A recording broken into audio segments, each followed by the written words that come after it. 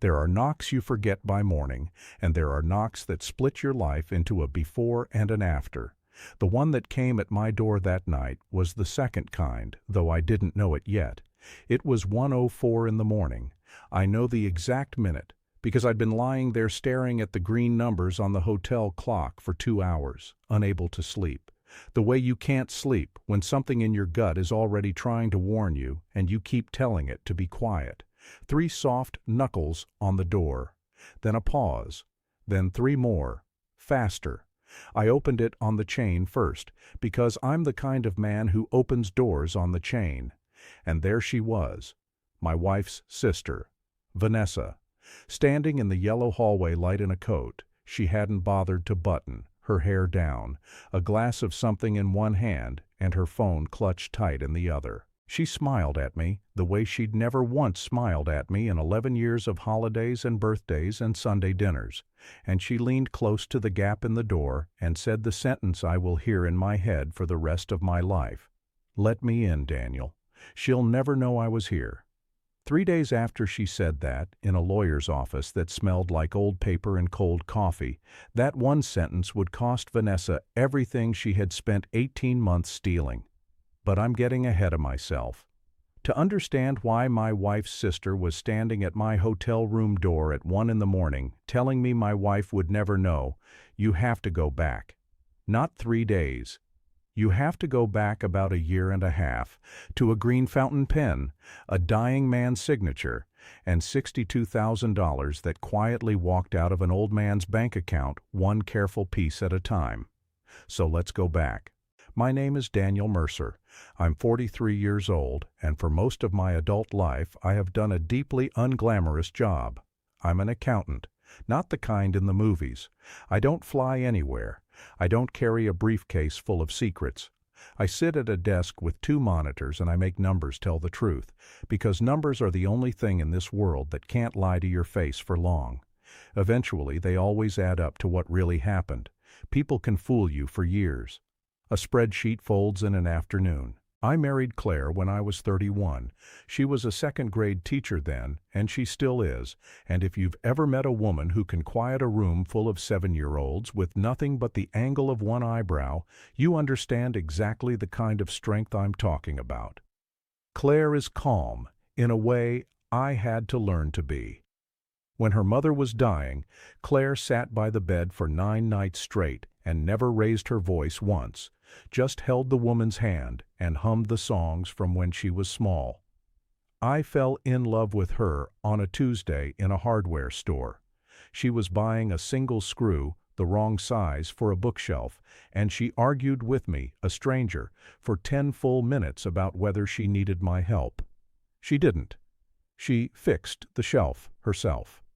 We were married 14 months later. We never had the big house or the boat or any of it. We had a small place on Linden Street with a kitchen that got the morning sun, and we had a ritual. Every single morning, before either of us left for work, Claire would put her forehead against mine for exactly 1 breath, and she'd say the same 4 words. "Don't make me wonder." It started as a joke early on. She'd had a boyfriend before me who lied about small things, then bigger things, and by the end she said the worst part wasn't the lies. It was the wondering. Lying awake, doing math on a person you love. So early in our marriage, she said it once, half teasing, forehead to forehead. "Just don't ever make me wonder." And I told her the truest thing I have ever said to another human being. "Claire, you will never have to wonder about me. Not once. Not ever." Hold on to that promise. It's going to matter more than you think. Now, Claire has one sister, Vanessa, younger by 4 years, and from the day I met her, I understood that Vanessa lived in a world where she was always one good break away from the life she deserved, and that life was always being stolen from her by someone else. A boss who didn't see her potential, a husband who held her back, a sister who got the easy road. To hear Vanessa tell it, Vanessa had never once in her life made a bad decision. Things were simply done to her. I want to be fair to her even now, even after everything. Vanessa was charming. She could walk into a family dinner 30 minutes late, having forgotten the dessert she promised to bring, and somehow leave with everyone laughing and her father reaching for his wallet. She had that gift. The gift of making her own chaos feel like your fault for not catching it. I'll give you one story, so you know I'm not just calling her names. About 4 years before any of this, Vanessa came to Claire and me with tears in her eyes and a story about a car that had died and a job she'd lose without it, and she needed $3,000 just for a month. She swore on everything she'd pay it back by the next paycheck. Claire wanted to give it to her.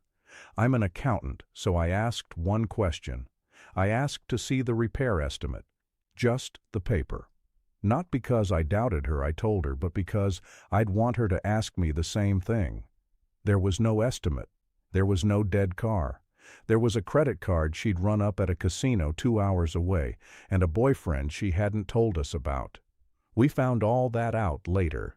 We gave her the $3,000 anyway, because Claire couldn't stand to watch her sister cry, and Vanessa never paid back a dime, and the next Thanksgiving she told the whole table the story of the time her car broke down, and her wonderful sister bailed her out, and everyone said how lucky she was to have Claire. I sat at the end of the table and said nothing. That was the lesson I should have learned about Vanessa years before I had to learn it the hard way. She didn't take your money. She took your money and your story, and she made both of them into a thing that happened to her. And then there was Walter. Walter Ashford was my wife's father, and over 11 years he became something closer to my own. Eleanor, his wife, passed the year before I'm telling you about, and after she was gone, Walter shrank. Not in his mind. His mind stayed sharp as a tack right to the end. He shrank in his body and in his appetite for the world. He'd built a roofing company from 1 truck into a company with 40 trucks, sold it at 66, and put the money away the way men of his generation did, quietly, in plain accounts, with no flash and no debt. He used to say, "Daniel, I never owed a man $1 I couldn't pay by Friday." He was proud of that. He had a right to be. And Walter had a fountain pen, a heavy green marbled thing his own father had given him when he opened the company. He signed everything with it: checks, birthday cards, the back of photographs. He used to say a man's signature was the only thing he truly owned, because it was his word made visible, and a word you could see was a word you couldn't take back. He kept that pen in his shirt pocket every day for 50 years. Remember the pen. It comes back. About 18 months before that knock on my door, Walter asked me to help him with his accounts. It made sense. I'm the accountant in the family, and his eyesight was going, and the bank statements had started arriving as a stack he couldn't read without a magnifying glass and a headache. He trusted me. That part still sits heavy in me, because his trust is the thing this whole story turns on. One Sunday after dinner he put a shoebox of papers in my lap and said, "Just keep an eye on it for me, son. Make sure the old fool isn't getting robbed in his sleep." He laughed when he said it. I laughed too. Neither of us was laughing a year later. Here is the thing about the way I'm built. I don't accuse. I notice. There's a difference, and it's the difference that saved me in the end. When I started going through Walter's accounts, I wasn't looking for anything. I was just organizing, the way I organize, by date and category, the boring patient work that bores everyone but me. And after a few weeks of it, a small wrong note started playing under the music. There were withdrawals, not huge ones. That's the craft of it, if you can call theft a craft. $800 here, $1,200 there. Cash advances, transfers to an account I didn't recognize, a check made out to a contractor for yard work at a house that, as far as I knew, had no yard work being done. The amounts were always small enough that an old man squinting at a statement would skim right past them. But I don't skim. And when I lined 18 months of them up in a single column the way I line everything up, the total at the bottom made my stomach drop. $62,000. Gone, a little at a time, carefully, by somebody who knew Walter wasn't watching closely and knew that I wasn't supposed to be either. I didn't say anything. Not then. Notice the difference. Again. I didn't have a thief yet. I had a hole. A man can lose money 100 honest ways at 81 years old. Maybe he was being scammed by a phone call. Maybe he'd loaned it to a friend and forgotten. Maybe my numbers were wrong, though my numbers are not wrong. So I did the only thing I know how to do. I started keeping a quiet, careful record. A second set of books, you could call it, except it wasn't crooked. It was the truest set of books the family had. Every transaction, every date, every account number, photographed and saved, with my own dated notes. I told no one, not even Claire.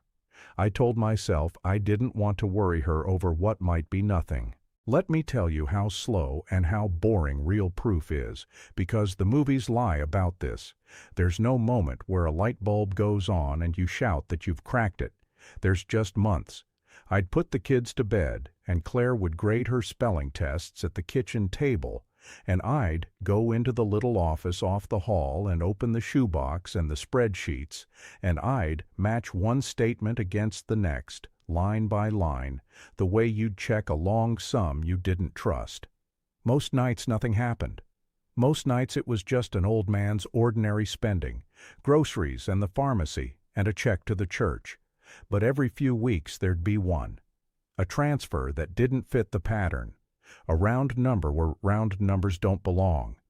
And I'd photograph it and date my note and put it in the column and close the box and go to bed next to my wife and say nothing. I built rules for myself because a man building a case against his wife's family had better be more careful than honest. He had to be unimpeachable. Rule 1, I never accused, even in my own notes. I wrote down what happened, not what I thought it meant. Transfer $1,200 to account ending 4471. No corresponding invoice located. Not Vanessa stole again. Just the fact. Rule 2, I never moved anything. Never touched a single dollar myself. Never logged into an account I wasn't expressly told to manage, because the day this came out, I wanted my own hands to be cleaner than clean. Rule 3, I gave it time. I let the pattern prove itself over 18 months instead of jumping the first time something looked wrong, because one strange transfer is an error and 100 of them is a person. By the time I was done, I didn't have a suspicion. I had a documentary. And the difference between those two things is the difference between losing this whole story and winning it. But it wasn't nothing. And somewhere in the back of my mind, in the part that does math while I sleep, I already knew whose name the trail was going to lead to. I just didn't want it to be true, because of what it would do to my wife. The transfers were going to an account at a bank 2 towns over. And about 4 months in, one of those transfers came back to me with a memo line somebody had typed and forgotten to delete. It said, V, covering the Marcus thing. Marcus was Vanessa's ex-husband. The Marcus thing was the divorce. And Vanessa, I would learn, had been bleeding money for 2 years and had quietly taken control of her father's online banking the previous spring. To help him with the screens, Dad. You shouldn't have to deal with all that. I sat in my home office for a long time the night I found that memo line. Claire was asleep down the hall.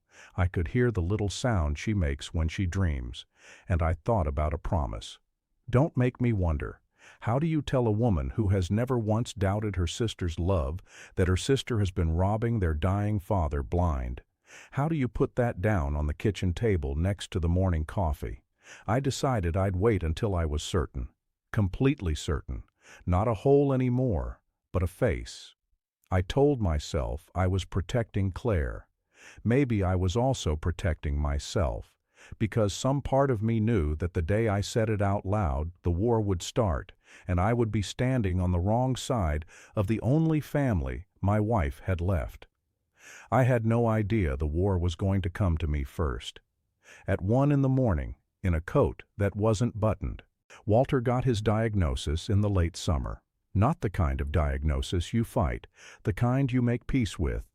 6 months, the doctors said, give or take, and Walter, being Walter, decided to spend a chunk of his remaining time getting his affairs in perfect order, because the idea of leaving a mess behind for his daughters offended him more than dying did. He called a family meeting at the lake. The Ashfords had a place on Cedar Lake, an old timber lodge Walter and Eleanor had bought in the '70s, and never updated past about 1991. It slept 10 if you didn't mind sharing, and it was the one place on earth where Vanessa and Claire still felt like sisters instead of two grown women keeping score. Walter wanted everyone there for a long weekend. His daughters, their families, his lawyer driving up on the Saturday.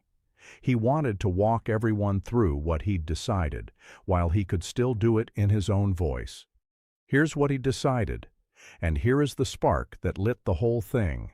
Walter set up a family trust. Most of his money, the bulk of it, was to go into that trust for his grandchildren, for their education and their futures, not to be carved up and handed out in lump sums to two adult daughters, one of whom, Walter knew better than anyone, would have it spent inside a year. And he named a single trustee to manage that money, to watch it, to protect it. He named me, not Claire, not Vanessa, me, the accountant, the son-in-law who lined up numbers in columns. Walter told me privately, in his study the week before the lake weekend, with the door shut. He poured 2 fingers of bourbon neither of us really wanted, and he said, "Daniel, I'm not naming you because I love you more than my girls. I love them with everything I've got left. I'm naming you because you're the only one in this family who never asked me for a dime, and the only one who'd say no to me if I was wrong. That's what a trustee is. A man who'll tell the people he loves the word no." Then he took the green pen out of his shirt pocket and he signed the trust documents right there, slow, his hand not as steady as it used to be, and he capped the pen and he set it down on the desk in front of me. "When I'm gone," he said, "you take this. A man's name is his word. You're going to be holding a lot of words for this family, son. Hold them straight. I want you to picture Vanessa hearing all of this, because Vanessa, who had her father's bank logins, who knew down to the dollar how much was in those accounts, who had been quietly siphoning that money for a year and a half to plug the holes in her own sinking life, now learned 2 things in the same afternoon. 1. The money she'd been treating as a private, bottomless well was about to be locked inside a trust that she would never control. 2. The man who would control it, and who would have every reason and every right to audit every account down to the penny, was me. She smiled through all of it. She hugged her father. She told him it was wise. So wise, Daddy. Exactly right. She caught my eye once across the room, and she smiled at me too. I smiled back. I genuinely didn't understand, not yet, that I had just become the single greatest threat to Vanessa Ashford's secret in the entire world, and that a woman who has spent a year and a half stealing from a dying man is not a woman who will simply hand you the keys and wish you luck. She had a plan by Saturday. I'd bet my life on it. Because by Saturday night she'd already booked herself a room at the inn down the road. The same inn where, because the lodge was full of grandchildren and there genuinely wasn't a bed left for me, I was sleeping that weekend. Room 412. Let me set the lodge for you, because the weekend matters. You need to feel how normal it all was right up until it wasn't. The way you don't notice a storm front until the air goes still. Saturday was good, genuinely good. Walter sat in his big chair on the porch with a blanket over his knees and watched his grandchildren fish off the dock, and you could see, even sick as he was, that this was the picture he wanted to leave with. Claire made her mother's potato salad from the recipe card in Eleanor's handwriting and cried a little doing it and laughed at herself for crying.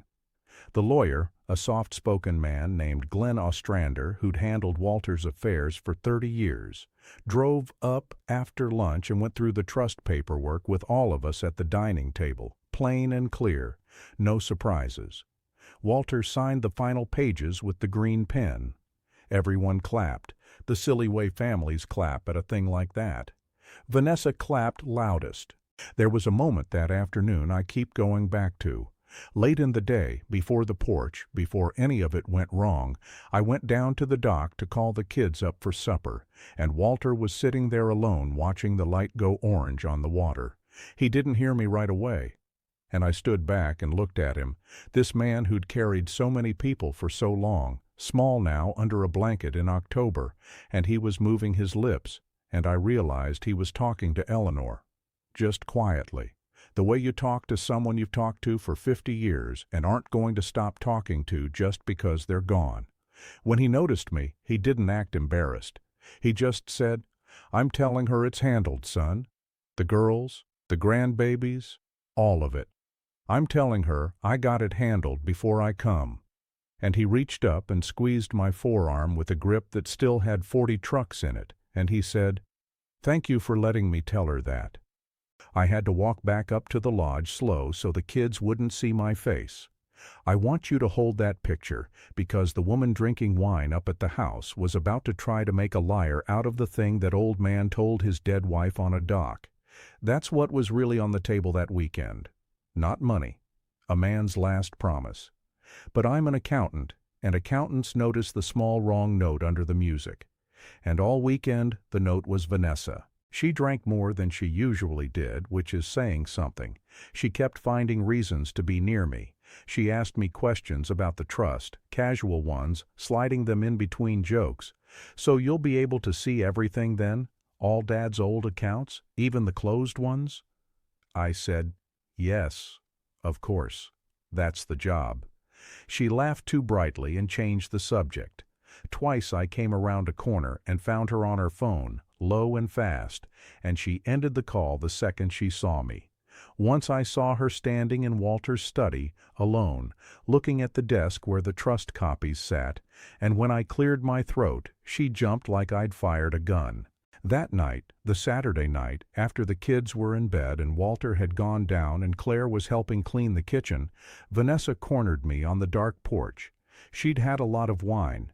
She put her hand flat on my chest, which she had never once done in 11 years, and she said, "You know, Daniel, I've always thought Claire doesn't appreciate you. Not the way I would." And she let it hang there in the dark. I took her hand off my chest, gently, the way you'd move a child's hand off a hot stove, and I said, "It's late, Vanessa. Get some sleep."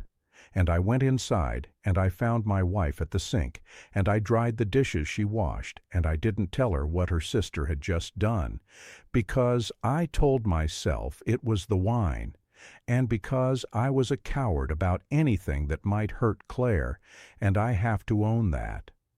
I had been a coward about the $62,000 for over a year. I was a coward about the porch. I kept choosing my wife's peace over my wife's truth. And I want to be honest that this was a mistake, even though it came from love. I drove back to the inn around 11, room 412. I lay there and I could not sleep, because the note under the music had gotten louder, and somewhere in me the accountant was already doing the math, lining up the column. Vanessa's hand on my chest. Vanessa's questions about the closed accounts. Vanessa jumping in the study. The memo line.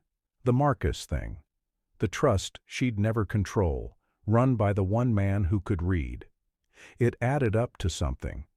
I just didn't have the bottom number yet. Then, at 1:04 in the morning, somebody gave it to me.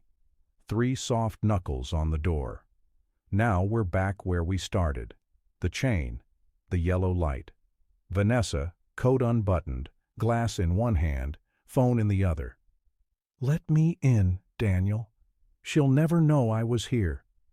I want to walk you through the next 4 minutes slowly, because every second of it mattered, and because in those 4 minutes I made a series of small, boring, deliberate choices that a year of quietly noticing things had trained into me, and those choices are the only reason I'm telling you this with my marriage intact and my name clean. The first thing I did was not open the door. I left it on the chain, 4 inches. And the first thing I did, before I said a single word, was reach over to the nightstand and turn on the lamp, then the overhead light, then the bathroom light, until that room was lit up like an operating theater. I don't fully know why, in the moment. Some animal part of me understood that whatever was about to happen, I wanted it happening in the brightest, most honest light I could make. The second thing I did was take my phone off the nightstand and with my thumb start a voice recording. I didn't announce it. I just slid it into my shirt pocket, screen down, recording. 18 months of building a careful, dated, honest record had made it a reflex. When something is wrong, document it. I had no idea, standing there in my undershirt at 1 in the morning, how completely that reflex was going to save me. I just knew the note under the music had become a siren. The third thing I did was talk to her through the gap in the door, with the chain still on. "Vanessa, it's 1 in the morning. You need to go back to the lodge." She smiled wider. She pushed against the door, testing the chain. "Come on, Daniel, don't be like that. I came all the way down here." She tipped the glass to her lips. "Nobody knows. I told Claire I had a headache and went to lie down. She's asleep. They're all asleep. It's just us." She lowered her voice to something she must have thought was inviting. "She'll never know I was here. That's the whole point." And here is the moment everything turned, because here is where I stopped being confused and got very, very clear. I noticed the phone in her hand. She was holding it the way you hold a phone that's doing something, screen toward her chest, angled up at me, her thumb hovering, and I noticed that her words were strange, performed. "Nobody knows. She'll never know I was here. It's just us." Who talks like that? Who narrates the scene they're in?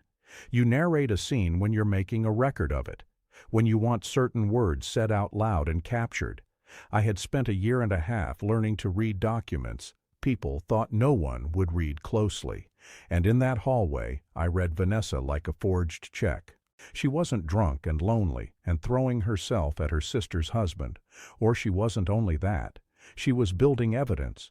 She wanted me on a recording in a hotel room at 1 in the morning with her, saying or doing one single thing she could carry back and lay on the table. One photo through a door. One ambiguous clip. One, "Daniel let me into his room while my sister slept." She didn't need an affair. She needed the appearance of one. Because a man caught in an affair is a man you can drive out of a family, and a man driven out of a family is a man who never gets to audit the accounts and find the $62,000. The trust would have to go to someone else. To her, most likely, the loving sister who'd discovered what kind of man Claire had married. It was a beautiful plan, in a cold way. I almost admired it for half a second, the way I admire a clean fraud before I take it apart. So I did the fourth thing, the thing that ended it. I did not lower my voice. I did not lean in. I kept the chain on, and I spoke clearly, loudly enough for any recording to catch every word with no ambiguity at all. "Vanessa, I am not opening this door. You need to leave right now. I'm going to call Claire and tell her you're here, because she should know where her sister is at 1 in the morning, and I'm calling the front desk."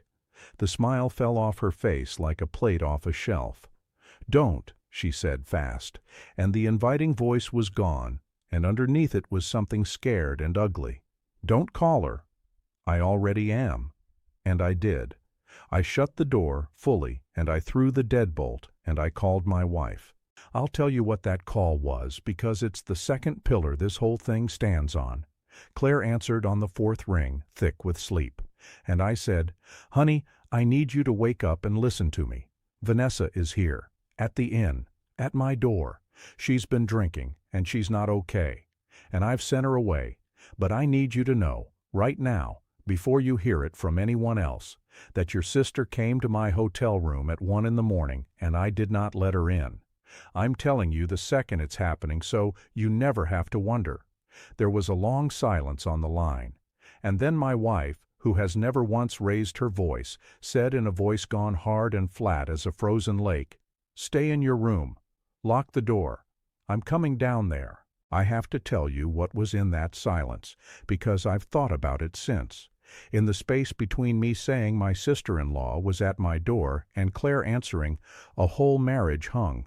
Because there's a world where she doesn't believe me. There's a world where Vanessa got there first, in some earlier phone call I didn't know about, and planted the seed, and my truth lands on a wife already turned. I didn't know which world I was in when I made that call. I made it anyway. That's the part I want you to understand. Telling the truth first isn't brave because you know it'll work. It's brave because you don't, and you do it anyway, because the alternative is becoming a man who manages his wife instead of trusting her. I'd rather lose her with the truth in my mouth than keep her with a lie. And I think, somewhere down a phone line at 1 in the morning, she heard that I'd rather, and that's why the lake in her voice was pointed at her sister and not at me. You see what I did? I want to make sure you see it, because it's the whole game, and it's free, and anybody can do it. The instant something happened that could be used against me, I told the truth out loud, immediately, to the one person it could hurt. I didn't manage it. I didn't soften it for morning. I didn't decide what she needed to know. I made the truth arrive before the lie could. A lie can only win if it gets to the person first. I made sure it never did. Vanessa knocked twice more. Then I heard her go. Heels down the hall, fast, then quiet. I sat on the edge of that bed in that overlit room, and my hands were shaking, and I took my phone out of my shirt pocket, and I stopped the recording, and I saw it had captured 4 minutes and 11 seconds of everything. Her words, my words, all of it, clean. And then I did the most boring, most important thing of all. I emailed that audio file to myself, and to Claire, and to my own work email, time-stamped, 3 places, so that no one could ever say it had been edited or made up after the fact. Then I lay back on top of the covers in all that light, and I waited for my wife. Claire got to the inn at 20 to 2. I heard her car. I met her in the lit-up parking lot in my coat, and she walked straight into me and put her forehead against mine. One breath, the way she does every single morning, and she said it, but this time it came out broken. Don't make me wonder. And I held her face in both my hands, and I said, you don't have to. You never have to. I have the whole thing recorded, every word. We'll listen to it together right now if you want.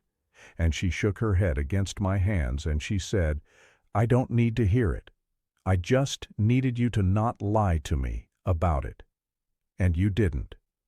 And we stood there in the cold under the buzzing parking lot light for a while, neither of us saying much. 2 people whose family had just cracked down the middle and who could feel it cracking.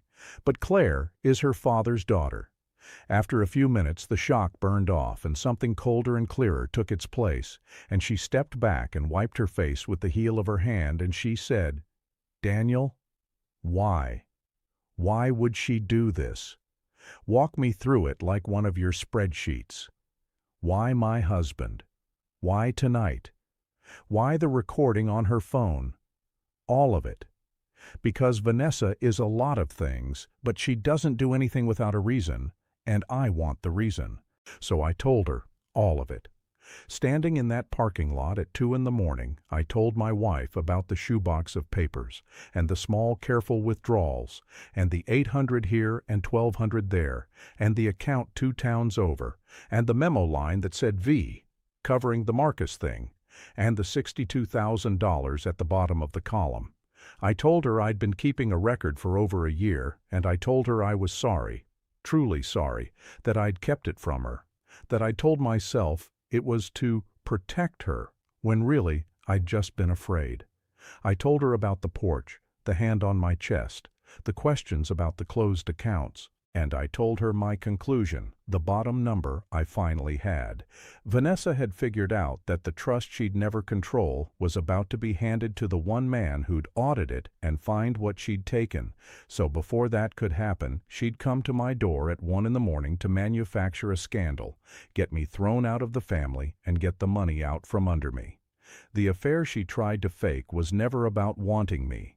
It was about needing me gone before I opened the books. Claire listened to all of it without interrupting, which is its own kind of strength, and when I finished, she was very still. And then she said something I'll never forget. She said, "She came to your door to protect a lie. You answered it by telling me the truth. That's the whole difference between you two, and I have spent my whole life not seeing it." Then she said, "We're not going to handle this at 1 in the morning when everyone's asleep and Daddy's sick. We're going to handle it in front of Glenn, with the documents, in the daylight, the right way, the way Daddy would. Can you have everything ready by Monday?" I told her I'd had everything ready for months. I just hadn't had a reason brave enough to use it. She almost smiled. "Now you do." We didn't sleep that weekend. Not really. I want to be careful here, because the temptation in a story like this is to skip to the part where the bad person gets what's coming to them. But the satisfying part, the part I'm actually proud of, isn't the confrontation. It's the work. Vanessa built her case in one drunk, sloppy, desperate hour. I built mine over 18 patient months, and then I spent one focused weekend putting it in order so that when I laid it on the table, it wouldn't be an accusation, it would be a proof. Nobody can argue with a proof. They can only sit there while it does its quiet, terrible math. By Sunday night, I had 3 things assembled, and I want to tell you what they were, because the structure of it is the whole lesson. The first thing was the money. I built a single clean ledger, 18 months long, every unauthorized transaction from Walter's accounts laid out by date, amount, and destination. 62,000 and change. Photographs of the original statements next to my notes. The memo line. The account 2 towns over, which a quick check confirmed was in Vanessa's name. I made it so simple that an 81-year-old man with failing eyes could follow it across the page with one finger. That was the point. Walter had to be able to read it himself. The second thing was the night. The audio recording, 4 minutes and 11 seconds, time-stamped, emailed to 3 places before 2 in the morning, so no one could ever claim it was doctored. I also, quietly on the Sunday, went down to the front desk of the inn and asked the manager a simple question. The way you ask a simple question when you already know it's the right one. Did the hallways have security cameras, and did the rooms have electronic key logs?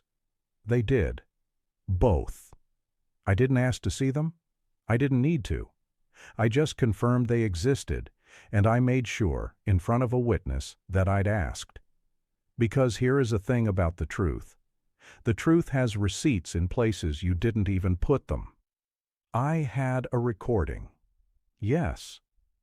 But beyond my recording there was a camera that would show Vanessa standing at my chain door, and a key log that would show that door never opened. The whole physical world had quietly taken my side, because I'd done nothing that needed hiding. The third thing was the hardest, and it had nothing to do with documents. It was Claire deciding what she actually wanted, because there's a version of this where you call the police on Sunday morning, and Vanessa is arrested for theft, and her father spends his last months watching one daughter prosecute the other. Claire didn't want that, and I didn't push. What Claire wanted was for the truth to be spoken in front of the one person it belonged to, her father, while he was still here to hear it, and for Vanessa to be stopped, and for the children's trust to be protected. Not revenge, repair. There's a difference, and Claire is a better person than I am for knowing it that clearly that fast. So we made a plan. Glenn the lawyer was already coming back Monday morning to drop off the executed trust copies. We asked him, without explaining yet, to come a little earlier and to come ready to discuss an irregularity in Walter's accounts. Glenn, 30 years a careful man, heard the word irregularity and packed accordingly. Monday morning we all sat down at the long dining table at the lodge. Walter at the head, in his chair, the green pen in his shirt pocket, Claire beside him, Glenn with his folders. The grandchildren sent down to the dock to fish so the adults could talk, and Vanessa, across from me, in sunglasses she didn't take off, with the particular stillness of a person who has spent the last 36 hours waiting to find out exactly how bad it's going to be.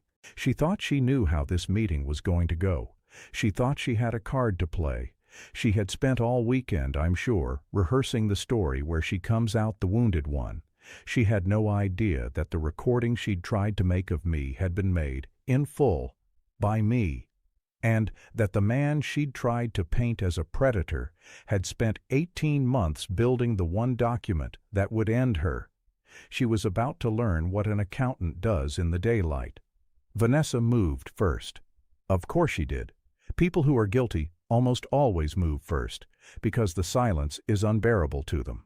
She took off the sunglasses, and her eyes were red, well practiced, and she looked at her father, and her voice trembled exactly the right amount, and she said, "Daddy, before Glenn starts, there's something I have to say, and it kills me to say it. I don't think Daniel should be the trustee. I went to talk to him at his hotel this weekend, alone, because I was worried about some things. And Daddy, I don't even want to say it, but the way he behaved toward me, I don't think Claire knows the kind of man." "Stop." Claire said it quietly. Not loud, just final. And the room stopped. Walter looked between his daughters, confused, getting tired already, and he said, "What is this? What's happening at my table?" And Claire reached over and squeezed her father's hand, and she said, "Daddy, we're going to listen to something. It's about 3 minutes long, and then Daniel's going to show you something with the accounts, and then you're going to decide what you think. Okay?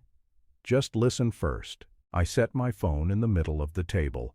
I pressed play, and there it was, filling that old lodge, every word clear. 3 soft knocks. My voice, calm. "Vanessa, it's 1 in the morning. You need to go back to the lodge." Her voice, the inviting one. "Come on, Daniel, don't be like that." "She's asleep. They're all asleep. It's just us. She'll never know I was here, that's the whole point." My voice, loud and clear, leaving no room. "Vanessa, I am not opening this door. You need to leave right now.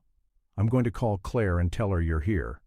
And then her voice, the inviting tone gone, scared and small. Don't call her." I stopped it there. I didn't need the rest. The silence at that table is a thing I'll feel in my chest until I die. Vanessa had gone the color of old paper. Walter was staring at the phone like it had spoken in his dead wife's voice. And then, slowly, the old man turned his head and looked at his younger daughter. And I watched something break behind his eyes. The specific thing that breaks in a father when he finally fully sees a child he's been refusing to see for years. "You went to his room," Walter said. It wasn't a question. "Daddy, it's not—" "You went to your sister's husband's room at 1 in the morning and tried to—" He couldn't finish it. He put a hand over his mouth. And that's when I slid the second thing across the table. The ledger. 18 months, 1 column, $62,000, simple enough for an old man to follow with 1 finger. I didn't say a word. I just put it in front of Walter and let the numbers do what numbers do. He read it. We all watched him read it.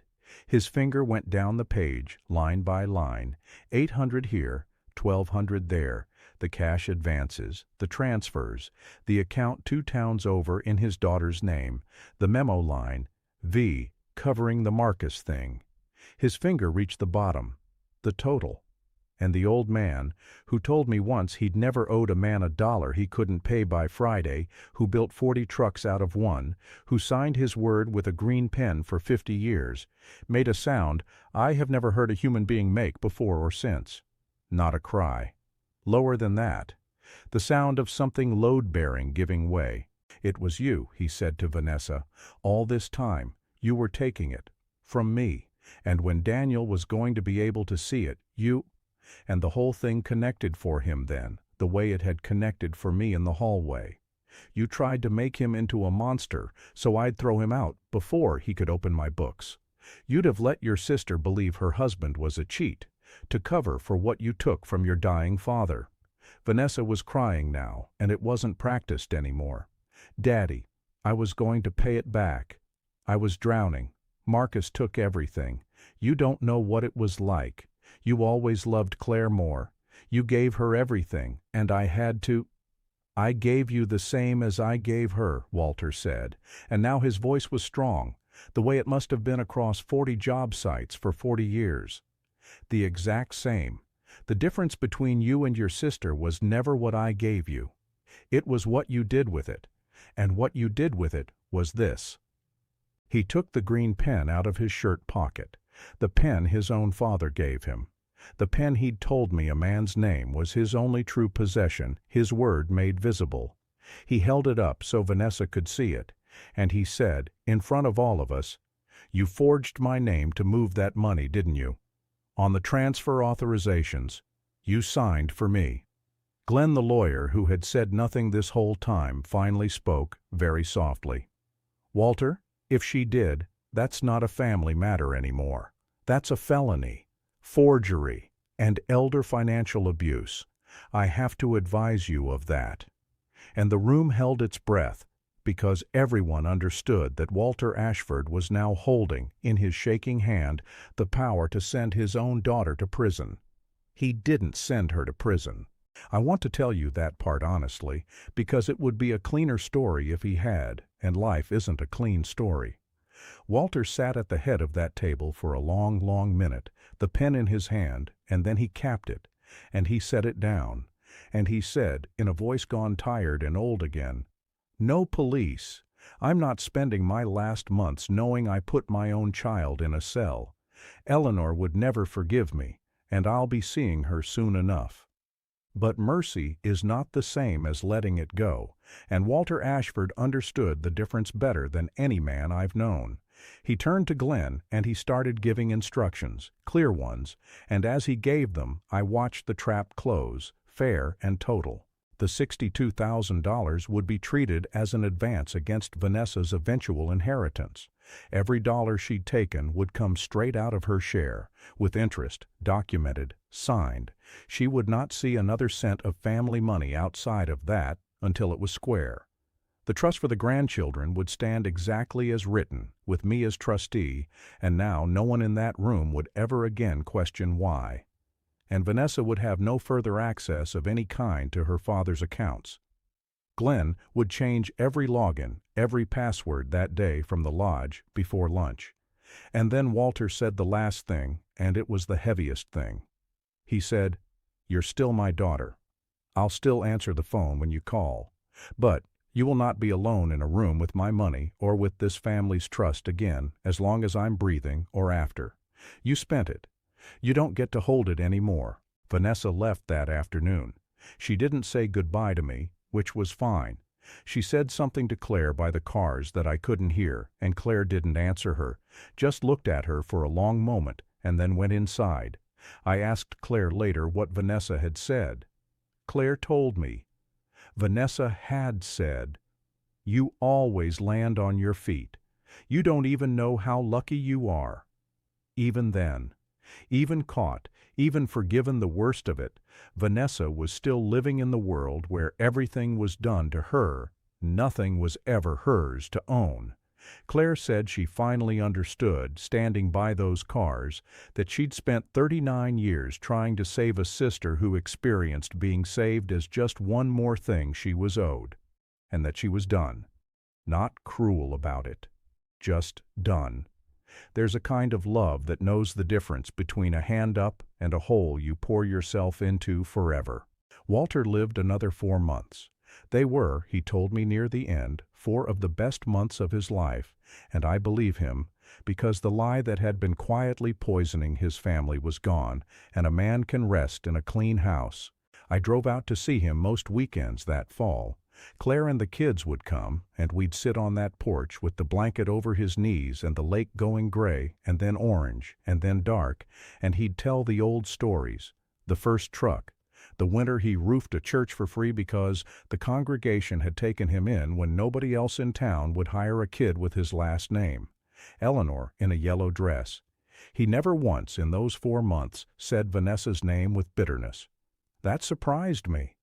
I asked him about it near the end, gently, whether he'd forgiven her, and he said something I've carried ever since.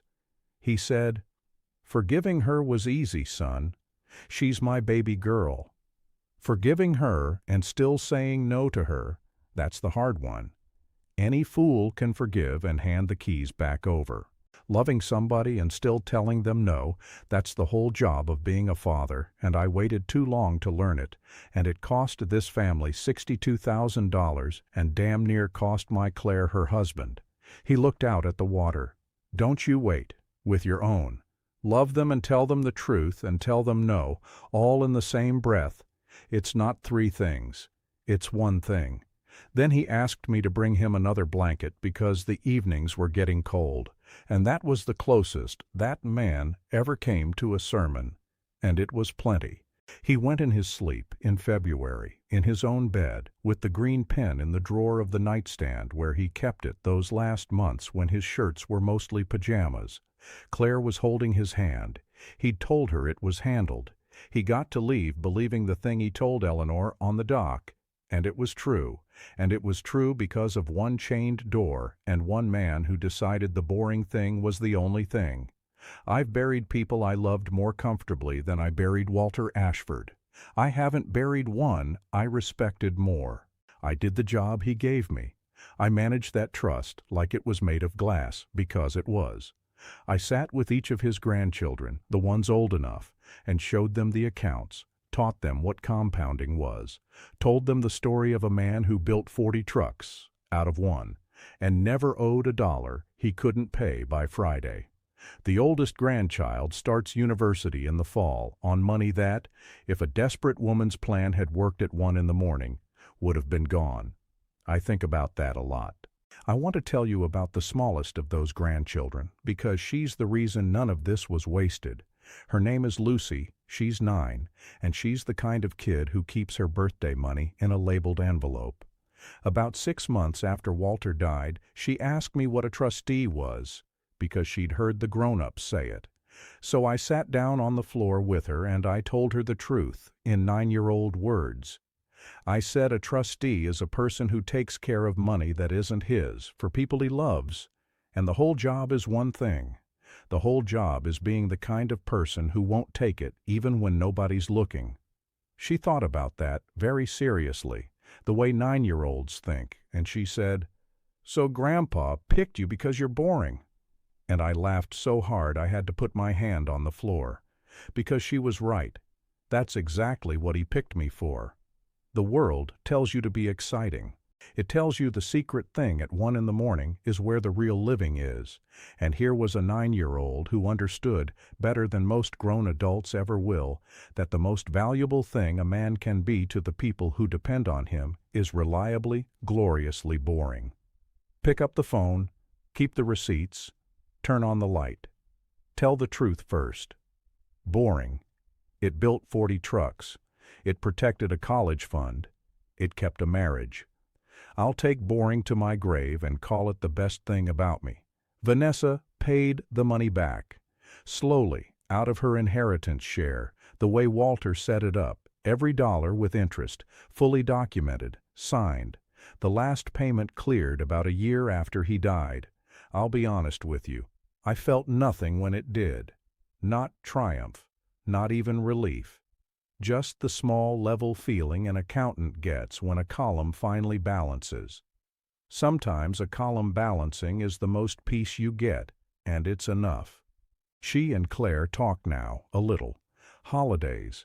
Careful, short calls. It's not what it was, and it never will be, and Claire has made her peace with that. You can love someone and also never hand them your keys again. Those two things can live in the same heart. My wife taught me that. Walter left me the green pen. Glenn handed it to me after the funeral, in a small box, with a note in Walter's own shaky handwriting, signed of course with that very pen, the last thing he ever wrote with it. The note said only this: "You held the word straight. W." It sits on my desk now, next to the 2 monitors where I make numbers tell the truth. I don't write with it. Some words you don't add to. I just look at it sometimes when the work is hard or when I'm tempted to take the easy, quiet road and not say the difficult, true thing to someone I love. And I remember a hallway at 1 in the morning, and a chain on a door, and a phone in my shirt pocket, and a promise I made to a woman in a hardware store 14 months before I married her. Claire and I still do the thing, every morning, forehead to forehead, one breath. Don't make me wonder. Except now, after everything, she doesn't really have to say it as a question anymore, and I don't really have to answer it as a vow. It's just true. It got tested at 1 in the morning in the worst way a marriage can get tested, and it held, because I made one small, boring, deliberate choice in the brightest light I could turn on. I told the truth before the lie could get there first. That's the whole thing. That's all I did. I've thought about that night more times than I can count, and there's one question I keep landing on, and I want to put it to you honestly, the real answer, and not the one that makes you look good. When Vanessa stood at my door and said she'll never know, she was offering me the oldest deal in the world. The deal where you get the thing you want and nobody ever finds out. And the thing is, most of the time, in small ways, that deal is real. There are 100 little doors in a marriage, in a family, in a life, where you genuinely could do the easy, selfish, secret thing and no one would ever know. The camera wouldn't catch it. The column wouldn't show it. She'll never know. And here's what that night taught me. The whole game, the entire thing, comes down to what you do in the 4 minutes when you're certain you won't get caught. That's not when your character gets tested. That's when it gets revealed. It was already decided long before the knock came. It was decided in a hardware store over a bookshelf screw. It was decided every boring morning, forehead to forehead. By the time her knuckles hit that door, there was nothing left to decide. There was only a man finding out what he'd already built himself into. So let me ask you, and tell me the truth in the comments, the real one. Have you ever stood at a door like that? A moment where the easy, secret, wrong thing was right there, and the only thing watching was you. What did you do? And if you've got someone in your life right now who's offering you the they'll never know deal, who's asking you to protect their lie instead of telling your truth, I want you to think hard about who that person really is and what they're actually afraid you'll find out. If this story moved you, do me a favor. Drop a heart in the comments so I know it landed. Hit subscribe because there's another one of these coming next week and you won't want to miss it. And share this with somebody who needs to hear it. Somebody standing at a door of their own tonight with a hand on a chain, deciding who they're going to be. Turn on the light. Tell the truth first. Don't ever let them be the one who gets to her before you do. You'll never have to wonder about yourself again.